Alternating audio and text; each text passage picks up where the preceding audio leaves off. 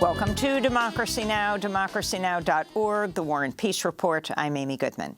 In Sudan, warring parties have agreed to a new 7-day ceasefire set to start Thursday. South Sudan, which is acting as a mediator, said Sudan's ruling army and the paramilitary Rapid Support Forces would also appoint envoys for peace talks. But air raids and shooting continued in Khartoum, and fierce battles are raging in Darfur, leading to mass displacement. The death toll from the 19-day-old conflict has reached at least 550 people, with another 5,000 injured. Meanwhile, the World Food Program's warning the crisis in Sudan could lead to a wider disaster in the region as tens of thousands of people flee Sudan. The ripple effect for the region is significant. It's a real concern, and we just need to find peace. We need the two parties to the conflict to come together and find a way to resolve the conflict, because this has the possibility of destabilizing the whole region. President Biden's ordered the deployment of 1,500 Army and Marine Corps soldiers to the U.S.-Mexico border for 90 days for starters, as the U.S. prepares to lift the Trump-era Title 42 pandemic policy May 11th.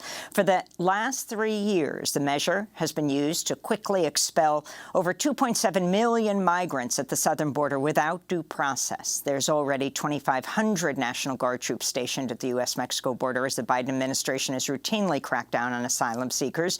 Biden officials on Tuesday also reached a deal with Mexican President Andrés Manuel López Obrador, allowing the U.S. to continue to deport non-Mexican migrants across the border into Mexico. Biden's latest move was widely condemned by immigrant rights advocates who've called out his enforcement of asylum bans and anti-immigrant policies similar to Trump's. In related news, Republican Texas Governor Greg Abbott has resumed sending buses of asylum seekers to New York. This according to Mayor Eric Adams. It's been months since New York City last received buses of asylum seekers after thousands of people started arriving almost daily since the fall. In Minnesota, a judge found former Minneapolis police officer Tou Thao guilty of aiding and abetting second-degree manslaughter in the May 25, 2020 police murder of George Floyd, which set off nationwide protests against racism. Judge Peter Cahill said Thao, quote, made a conscious decision to actively participate in Floyd's death when he held back bystanders, encouraged his fellow officers as they violently pinned Floyd down as the life drained from his body, and blocked him from receiving medical aid. All 4 former officers involved in Floyd's murder have been convicted on both state and federal charges. Thao could receive 41 to 57 months in prison when he's sentenced in August. Israeli forces and various armed factions in Gaza have agreed to a ceasefire after Israeli airstrikes rained down on the besieged Gaza Strip following rocket launches from Gaza in response to the death of the Palestinian hunger striker Khader Adnan while in an Israeli prison. Israel claimed it only targeted military sites, but Gazans rocked by the air raids said civilian areas were hit. As you can see, the situation is very bad. There are airstrikes and people are scared. We are shop owners and all shops are closed. The whole country is closed. I usually leave at midnight, but today we closed our shops around 9 or 8 as a result of the tension in the country.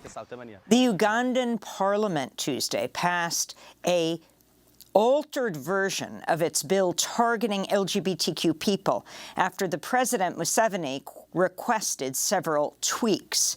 It remains one of the most draconian anti-LGBTQ bills in the world and includes the death penalty in certain cases and a 20-year sentence for the so-called promotion of homosexuality. Back in the United States, House Democrats have put in motion a process they hope will force an increase to the debt ceiling by allowing a majority of lawmakers to bring a bill to the floor without the approval of Republican leadership. Democrats hatched the plan in January in case of a stalemate in talks as House Speaker Kevin McCarthy and other Republicans continue to demand spending cuts before agreeing to raise the debt limit, something President Biden and Democrats have refused to consider. The Democratic strategy, known as a discharge petition, would require at least 5 Republicans to back it. If the debt limit is not increased, the government could default on its debts as soon as June 1st. Meanwhile, The New York Times is reporting White House officials are debating a legal theory on the constitutionality of the debt ceiling itself, though it's not known whether Biden would support such a challenge.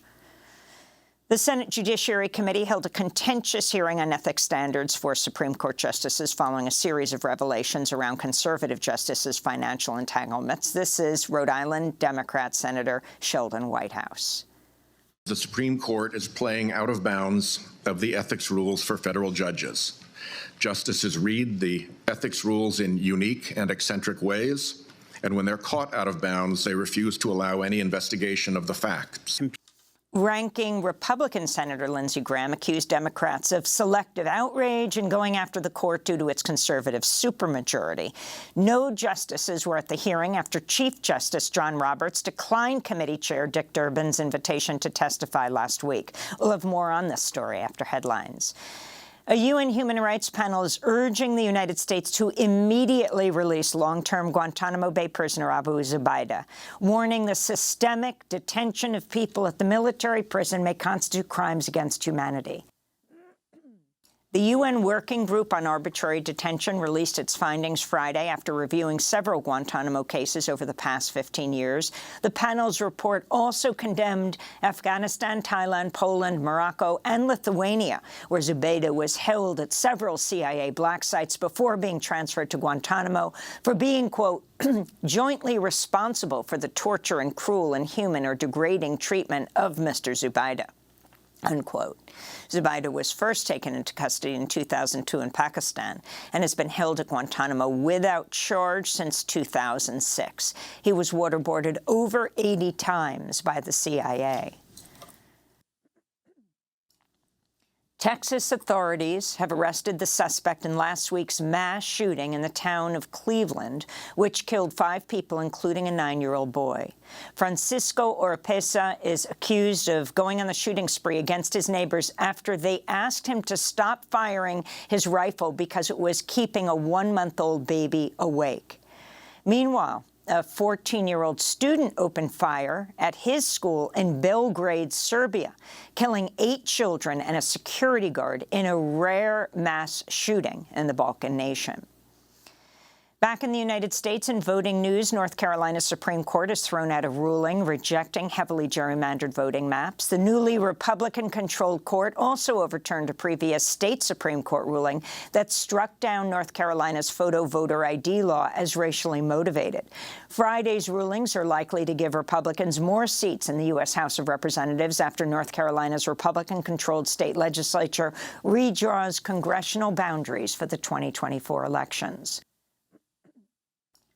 In Florida, a voter suppression law passed by the Republican-controlled legislature Friday creates new barriers to voter registration drives, adds new restrictions to mail-in ballots, and expands the power of the newly formed Office of Election Crimes and Security to investigate and prosecute alleged voting crimes. Florida lawmakers approved the legislation a day after a federal appeals court upheld another Republican-backed voter suppression law in Florida, overturning a lower court ruling that found the legislation intentionally discriminated against black voters. Meanwhile, an amendment to the latest voter suppression bill allows Republican Governor Ron DeSantis to run for president without resigning his post as governor. DeSantis has not yet announced he's running, though he's expected to. In Texas, the state Senate passed a bill Tuesday that would give the Secretary of State, appointed by Republican Governor Greg Abbott, the authority to throw out elections in Harris County, a county largely run by Democrats and the 3rd most populous county in the United States. The authority would kick in if 2% of polling locations run out of ballot paper for at least an hour. The bill comes as a response to Republican candidates who claim they lost their races after a small number of polling stations ran out of ballots in 2022. Vermont has become the first state in the nation to extend medically assisted suicide protections to terminally ill people who travel from out of state to end their lives. Republican Governor Phil Scott signed the bill into law, removing the residency requirement from Vermont's decades-old assisted suicide statute.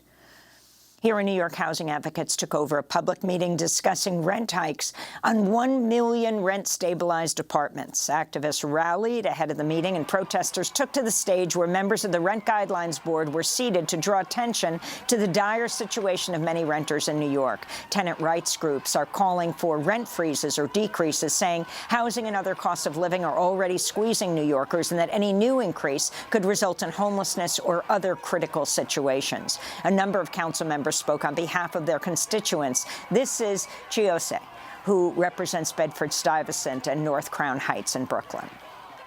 Jemiah's rent is over 50% of their income. Jemiah's rent is so high that at this moment, they are unable to eat. They rely on food pantries to have access to food. If their rent were to go up even $1, it would affect them by being able to eat even less food. A preliminary vote at yesterday's hearing approved a rent increase of 2 to 7% on stabilized units. And another news from New York, late-night shows went dark last night, airing reruns as the first picket line of the Writers Guild of America strike formed Tuesday in front of the offices of Peacock, NBC Universal's streaming service. Democracy Now! Spoke to some of the strikers. These corporations are making billions of dollars off of our work, and we have members who can't even afford health care because they're making less than $30,000 a year. So all we're asking for is a fair amount so that we can all eat. Everything that we asked for, the $426 million, could be paid with David Zaslav's salary and Ari Emanuel's salary and still leave them with $63 million each. And those are some of the headlines. This is Democracy Now!, democracynow.org, The War and Peace Report. I'm Amy Goodman.